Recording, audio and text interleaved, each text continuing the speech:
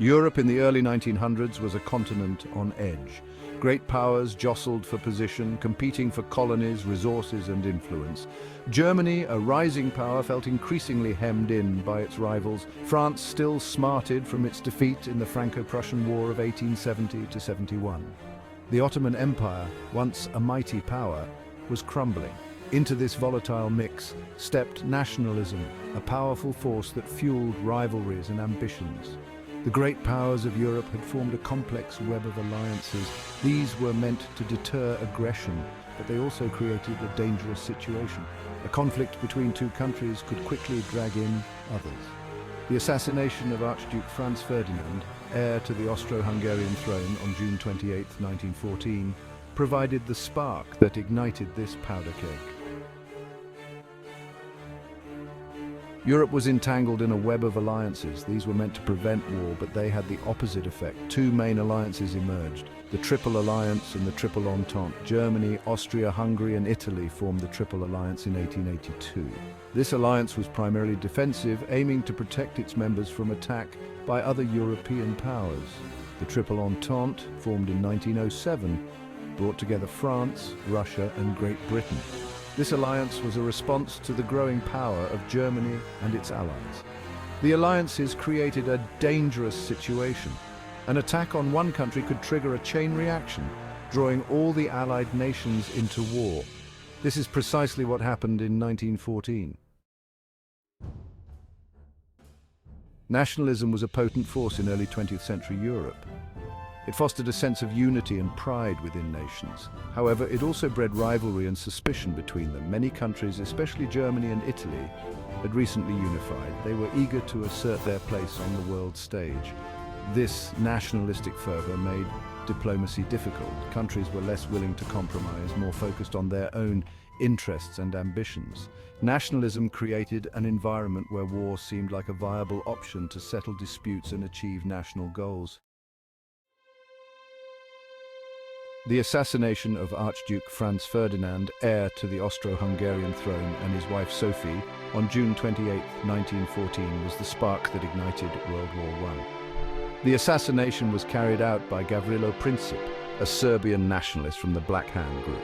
The Black Hand sought to unite all Serbs, many of whom lived under Austro-Hungarian rule, into one nation. Austria-Hungary, outraged by the assassination, blamed Serbia.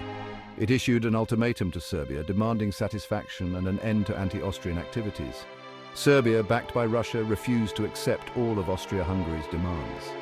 This set off a chain reaction that would plunge Europe into war. Section 5, the July Crisis, a month of miscalculations. The month following the assassination of Archduke Franz Ferdinand was marked by a series of miscalculations and diplomatic blunders. Austria-Hungary, determined to punish Serbia, declared war on July 28, 1914. Germany, bound by its alliance to Austria-Hungary, pledged its support. Russia, allied with Serbia, began mobilizing its army. Germany, fearing a two-front war, declared war on Russia on August 1st and on France, Russia's ally, on August 3rd. Germany's invasion of Belgium, a neutral country, brought Great Britain into the war on August 4th. In Section 6, Declarations of War, the Dominoes Fall, we see how the system of alliances quickly transformed a regional conflict into a global war. Germany declared war on Russia on August 1st, 1914, after Russia mobilized its troops in support of Serbia. Just 2 days later, Germany declared war on France, Russia's ally. Great Britain, obligated by its agreement to protect Belgium's neutrality, declared war on Germany on August 4th. The Ottoman Empire joined the Central Powers, Germany and Austria-Hungary, in late October 1914. Italy, initially part of the Triple Alliance, joined the Allied powers in 1915. In Section 7, Global Conflict. A World at War, we delve into how World War I was a global conflict on an unprecedented scale. It drew in countries from all over the world. The war was fought on multiple fronts, from the Western Front in France and Belgium to the Eastern Front in Russia. The war at sea involved naval battles and submarine warfare. New technologies, such as machine guns, tanks and poison gas, made the war incredibly deadly. Millions of soldiers and civilians perished in the conflict. In Section 8, The Aftermath. A world transformed, we explore the end of World War I in November 1918 with the defeat of the Central Powers. The war had a profound impact on the world. It led to the collapse of empires, the redrawing of national boundaries, and the rise of new ideologies.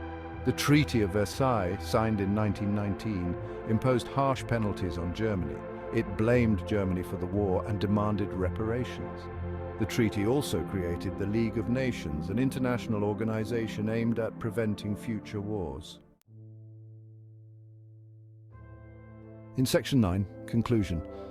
The legacy of World War I, we reflect on how World War I was a watershed moment in history. It marked the end of an era and the beginning of a new one.